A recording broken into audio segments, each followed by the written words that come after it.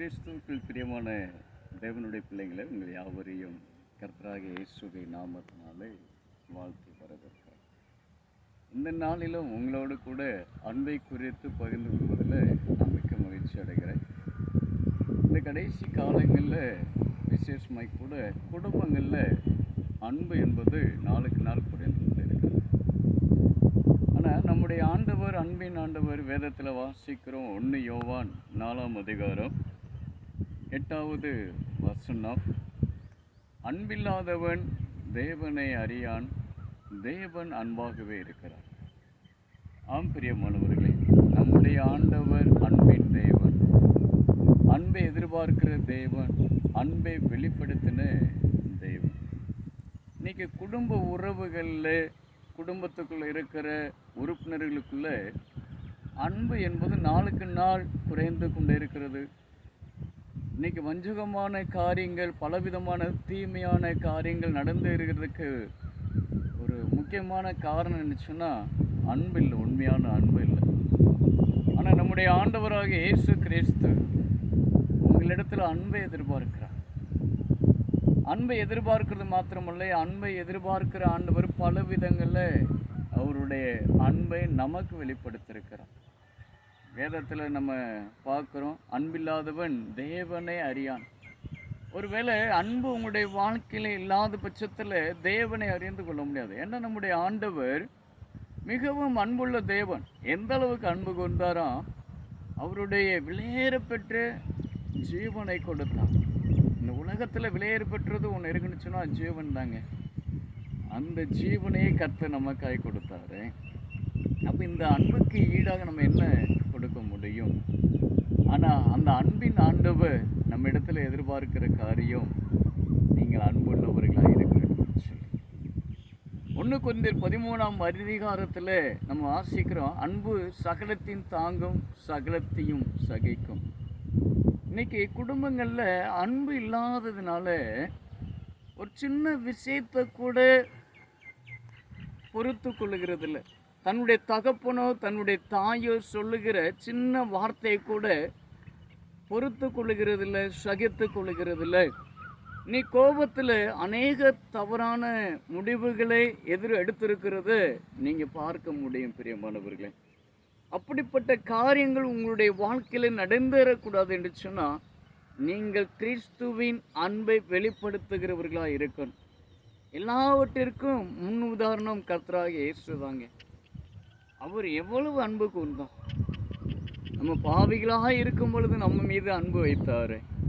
இன்னும் நம்ம மேலே அன்பு வச்சிருக்கிறாருங்க. அவருடைய அன்புக்கு இணையாக இந்த உலகத்தில் எதையும் சொல்ல முடியாது. அந்த அன்பின் ஆண்டவர் உங்களுடைய அன்புக்காக எதிர்பார்க்கிறார். நீங்கள் முதலாவது தேவனிடத்தில் அன்பு கூறுங்க. அவரோடு கூட நேரம் செலவழிங்க. அவருடைய வேதத்தில் நேரம் செலவழிங்க. அந்த அன்பை மற்ற ஜனங்களிடத்தில் வெளிப்படுத்துங்க.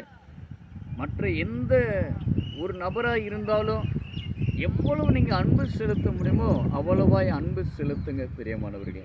நீங்கள் உயிரை கொடுக்க வேணாங்க. மற்றவங்களுடைய உயிரை எடுக்கிறதுக்கு நீங்கள் காரணமாக இருந்துடக்கூடாது.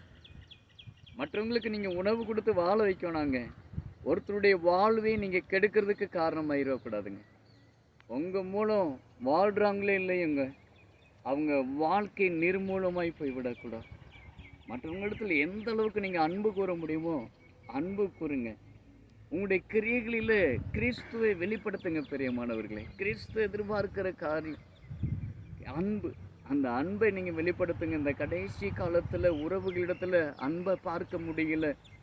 நாம் வாழுகிற இந்த சமுதாயத்தில் அன்பை பார்க்க முடியல. நாம் பழகிற நண்பர்களிடத்தில் தூய்மையான அன்பை பார்க்க முடியல. ஏதோ ஒரு சுயநலத்தோடு, ஏதோ ஒரு எதிர்பார்ப்போடு கூட தான் பழகி கொண்டு இருக்கிறாங்க.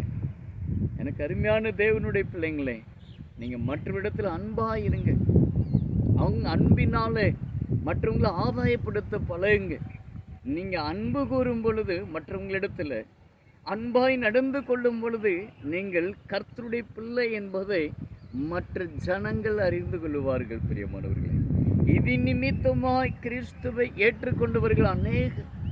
என்று கிறிஸ்துவ ஒரு பொதுவான நம்பிக்கை உண்டு. கிறிஸ்துவர்கள்லாம் மிகவும் அன்பானவர்கள் சொல்லி ஆம் பிரியமானவர்களே, நீங்கள் நானும் அன்பாய் இருக்கும்படியே அழைக்கப்பட்டிருக்கிறோம்.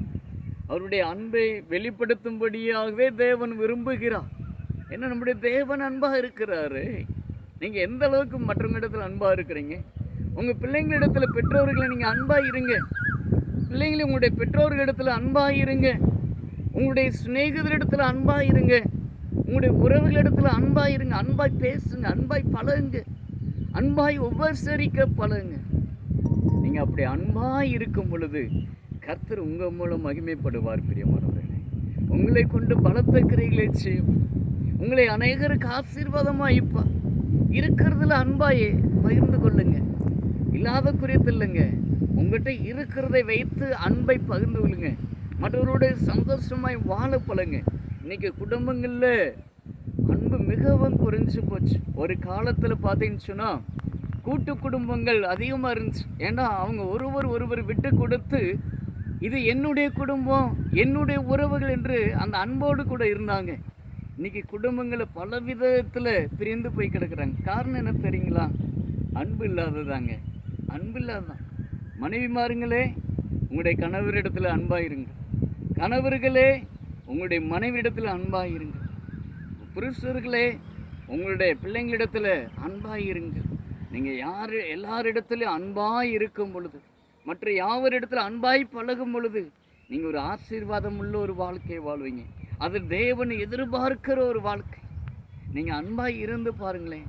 அந்த கூட்டு குடும்பம் ஒரு அழகான ஒரு ஒரு குருவி கூட போல இருந்தது. இன்றைக்கி என்ன இல்லை, குடும்பத்தை காட்டி அநேக குடும்பங்கள்